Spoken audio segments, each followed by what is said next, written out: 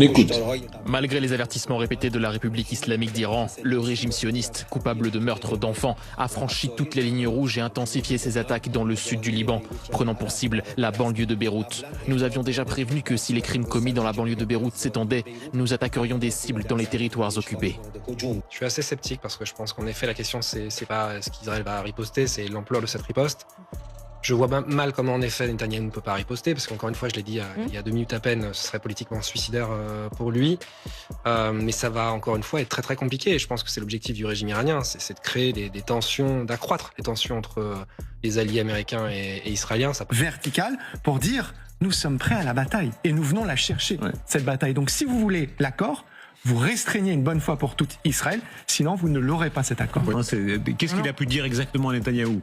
Non aux frappes contre le régime iranien, parce que nous, Américains, donc tu ne ripostes pas, un accord, mais sur le Liban, attention, il y a une équation, et elle est la suivante, chirurgicale dans Beyrouth Sud, sur le sud Liban, arrêtez de diffuser des images de villages que vous dynamitez, arrêtez l'herbicide et l'épuration ethnique. Pour la première fois depuis des décennies, une puissance militaire, l'Iran, dispose à la fois des moyens, de la capacité d'opposer une réponse militaire ferme et soutenue aux opérations de l'entité, y compris lorsqu'elle vise d'autres pays de la région. C'est un tournant inédit. L'Iran a déplacé les lignes rouges et si l'entité réagit en ciblant l'Iran, l'Iran réagira encore plus durement. Et je le répète, cette guerre est l'un des engagements militaires les plus ratés de l'histoire moderne.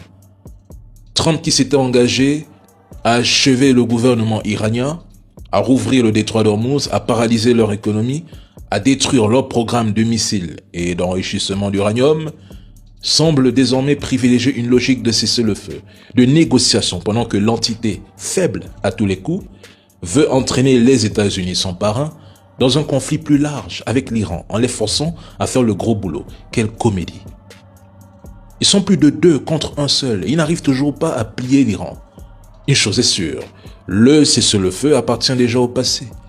Les Iraniens en sont conscients et semblent déterminés à poursuivre la confrontation, quels que soient les résultats des négociations évoquées par Donald Trump. Et même si un accord est conclu, il profitera inévitablement à l'Iran. Et ça, c'est une certitude.